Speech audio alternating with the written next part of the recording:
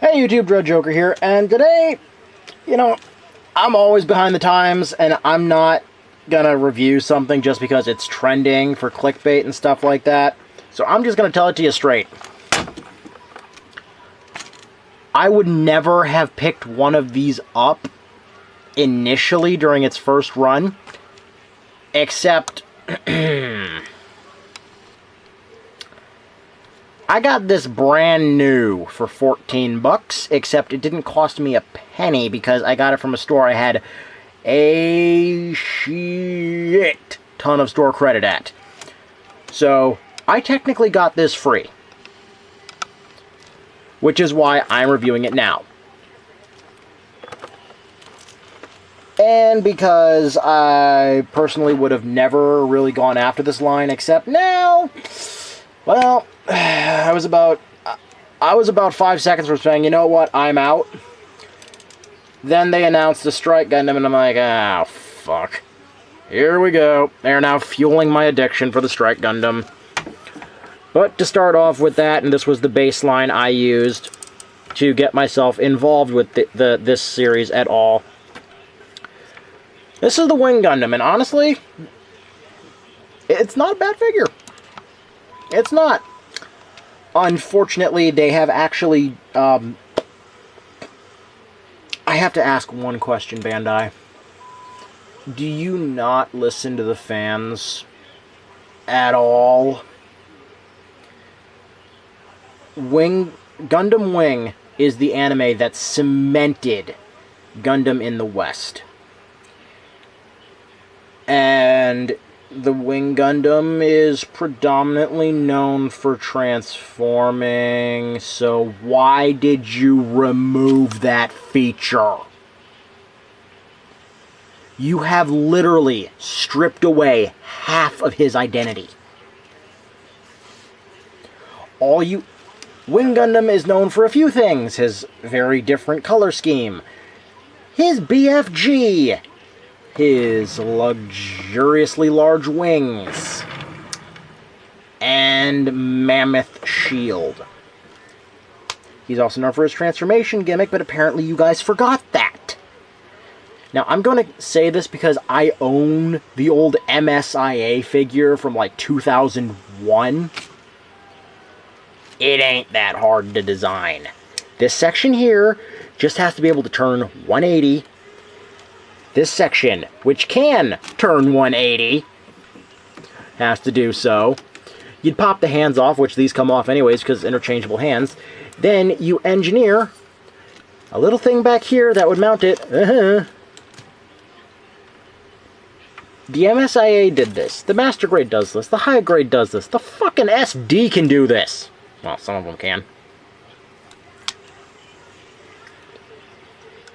My God. Even the Endless Waltz version does. The Wing Zero Custom can do that. Kind of. The High Res can do it. Bandai, I know you were cutting corners here to save some money. What the fuck were you thinking? This was the figure you had to get right. The articulation's fine. But you've stripped half his identity.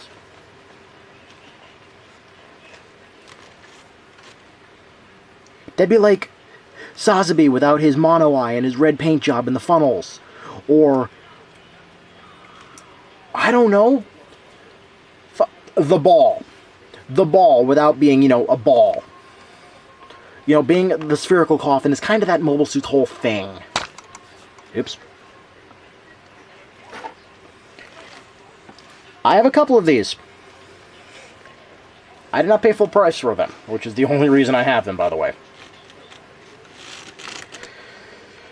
So getting into the articulation part, because I'm tired and I could rant on for days about them just destroying a character by getting rid of his identity. So he does have a bit of a giggity.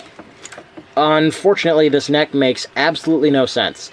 The actual neck part of this was set too far back, so his looking down is like that, and his looking up is very loose because of that neck.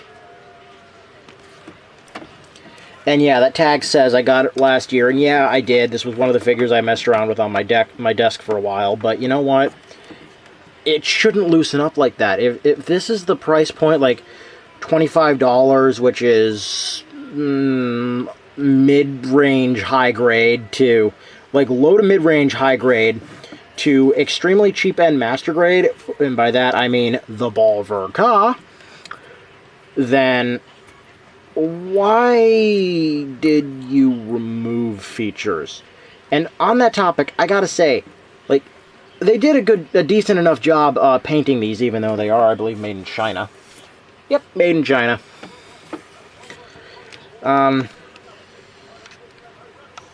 Mine has oversprays in a couple of areas.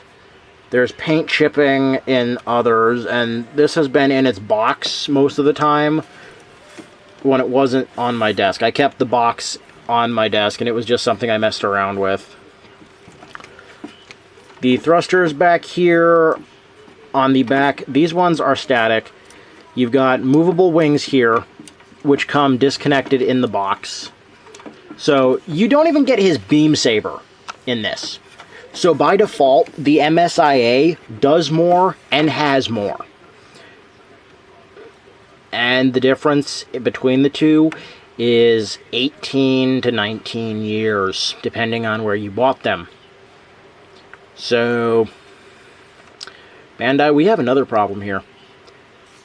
For the exact same price, the Wing Gundam, and believe me, you're going to hear me rant about this even more when we get the Strike Gundam, because it comes with even less than this. With the Strike Gundam, you get the rifle, the Schneiders, and I don't even think you get his shield. You don't even get a backpack for him. So, the core gimmick of the Strike Gundam was eliminated.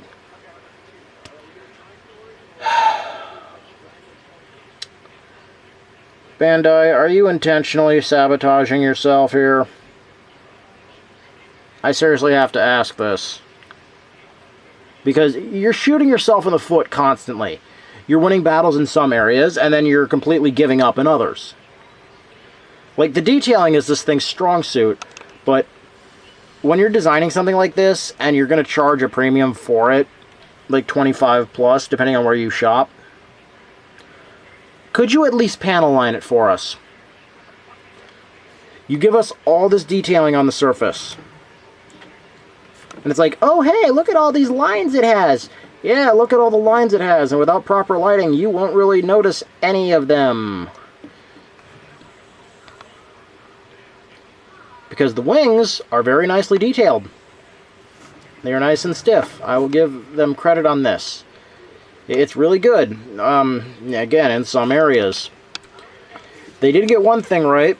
The talons have to move, but that's again for the articulation. So this is just a joint that's there because they couldn't figure out a way around this part.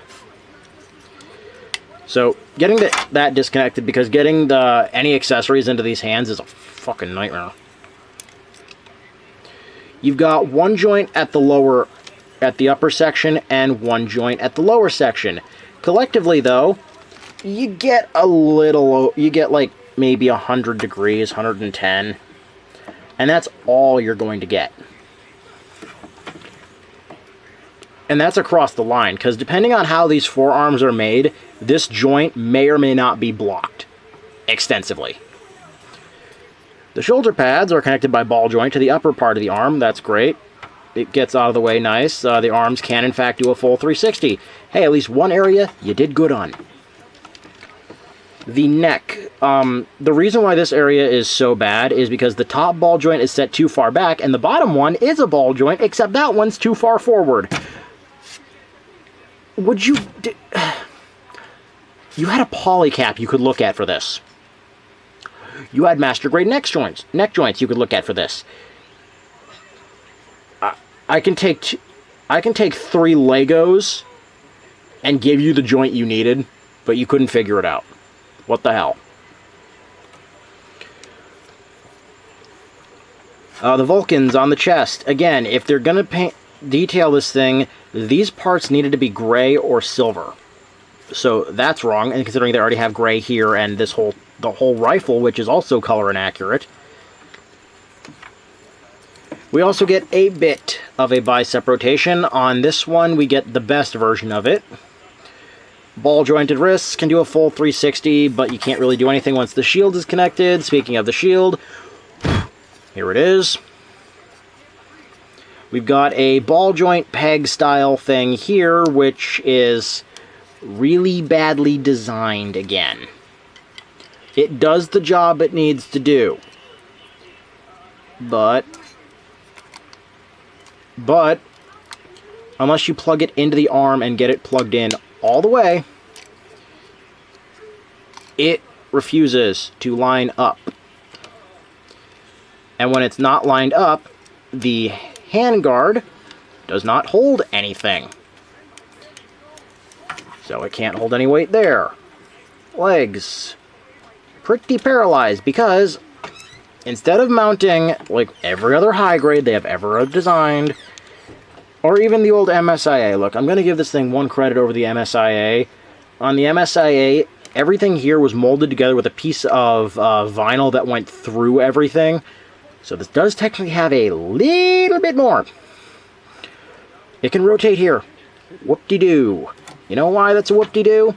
Let me pop one of these off for you so you can see how far deep in this actually goes.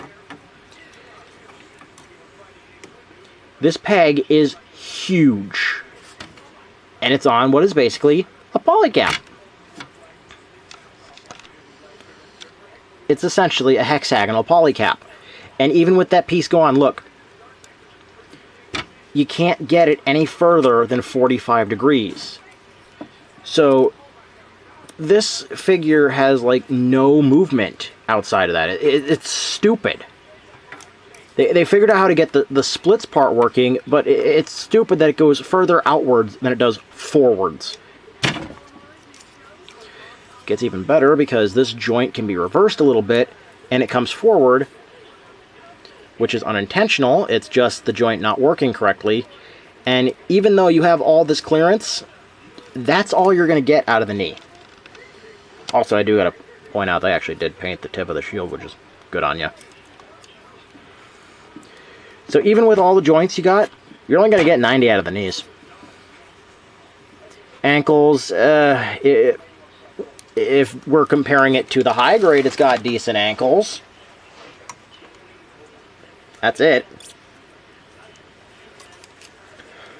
Overall, I begrudgingly recommend these, with the caveat. Only if you can get them for less than I paid. Although I paid free, so you're never going to get them for that. But if you can get, if somebody gives them to you, I say go for it. They're worth owning. I do not believe they are worth buying. Hopefully, over time, they change this. But as of Wave 1, the bar has been set extremely low. And there are only 2 different molds in Wave 2, so until Wave 3 and 4 come out, I really can't recommend these. If you have any questions, comments, concerns, want to bash at me for bashing on this thing, please leave them in the comments section below. I enjoy reading them. If you want to join the Discord, I will leave a link to it in the description. If you want to just talk in general, just please join the Discord. Thank you for watching. Have a fantastic day.